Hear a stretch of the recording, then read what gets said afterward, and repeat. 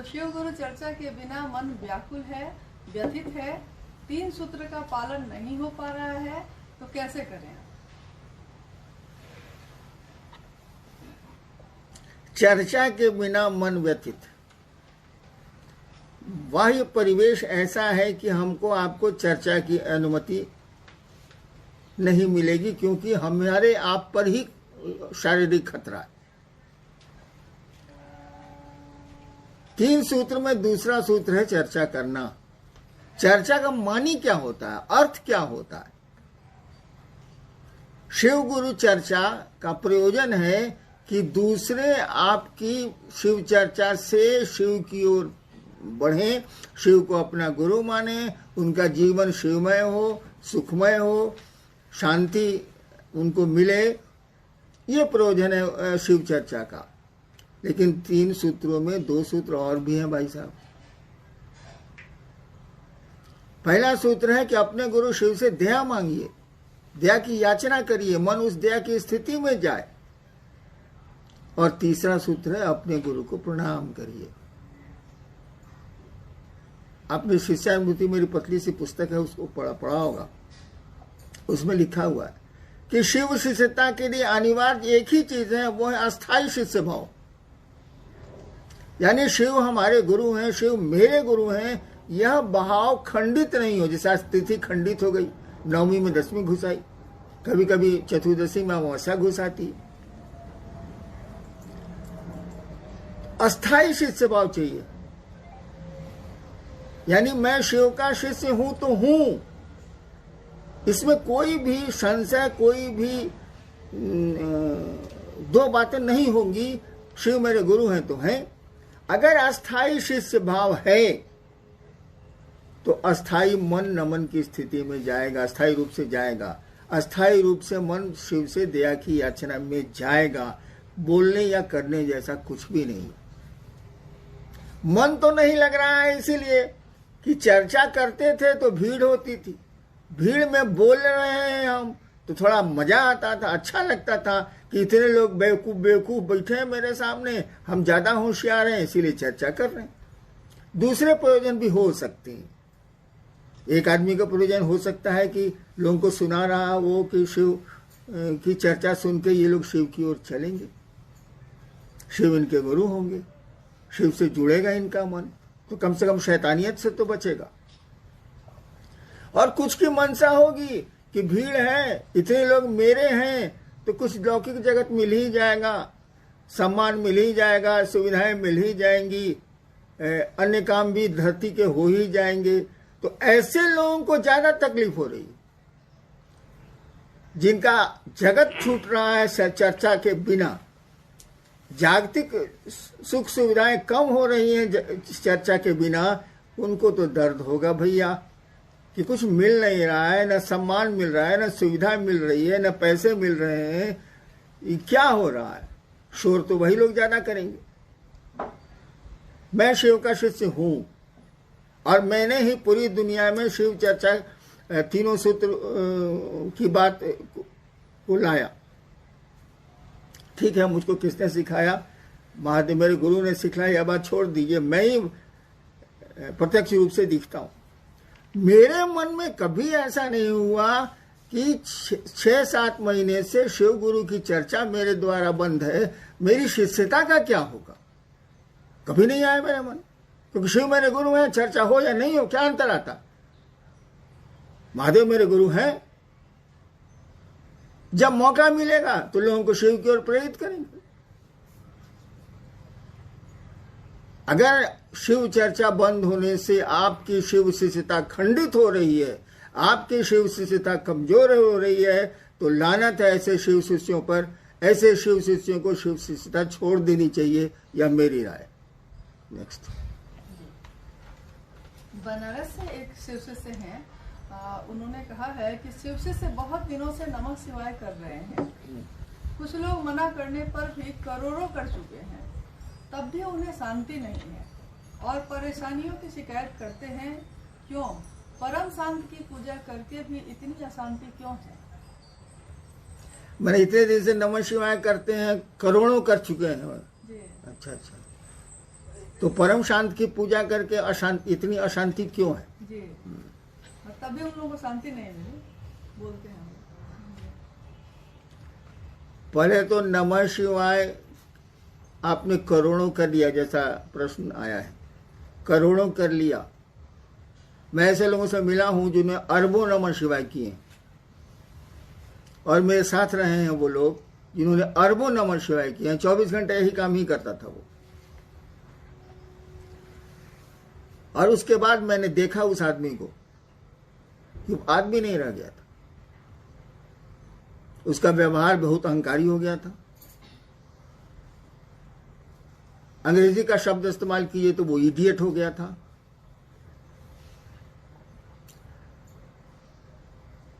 अव्यवहारिक हो चुका था, किसी से ठीक से बात नहीं करता था।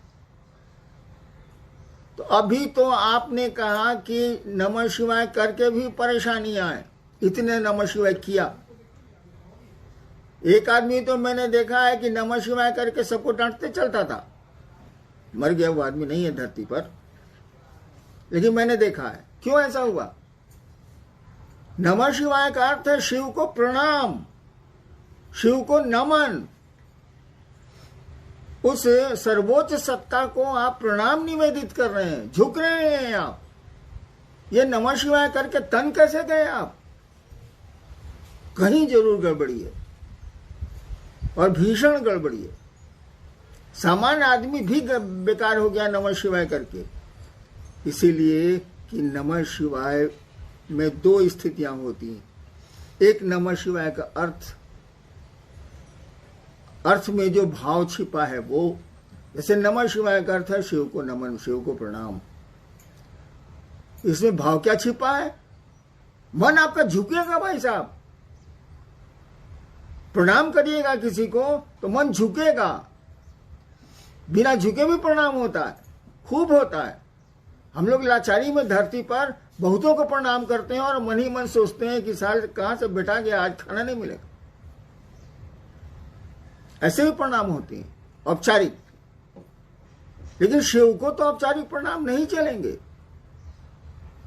वहां तो मन को प्रणाम की स्थिति में जाना होगा। नमः शिवाय का अर्थ और चैतन्य मंत्र में दो चीजें होती हैं। तो नमः शिवाय का अर्थ तो क्लियर है, बहुत हल्की सी संस्कृत है, नमः शिवाय शिव को प्रणाम।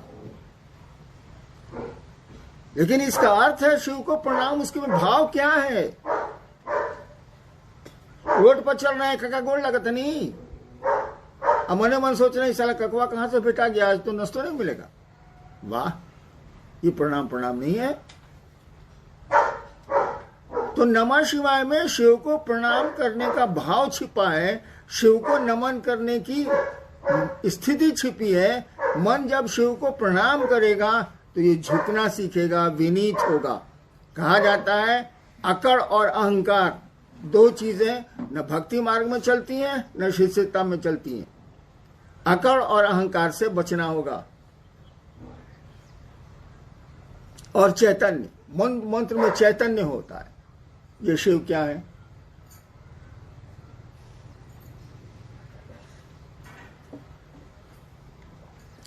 जब ये समझ में आएगा कि ये शिव क्या है, ये गुरु की दया से ही होता है। मंत्र का देवता ही, गुरु ही समझाता है और मंत्र में चैतन्य डालता है। उसमें जो ज्ञान है उस मंत्र में, उसको डालता है शिष्य में।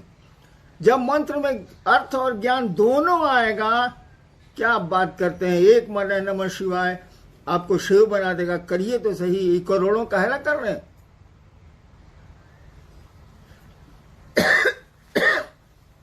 हमने कहा ना कि एक माला नमः शिवाय करिए, एक एक दाने पर शिव को प्रणाम करिए। तो हम तो लोग गिनती करते हैं, 108 हो गया। माला में तो 108 दाने दिए ही हुए हैं, उसको गिनती क्या करनी। और सांसों पर करिएगा तो सांसों की माला पे तो गिनती का सवाल ही नहीं। और आपकी सांसें भी फिक्स्ड है, हर एक आदमी को तय है कि कितनी सांसें लेगा ये धरती पर।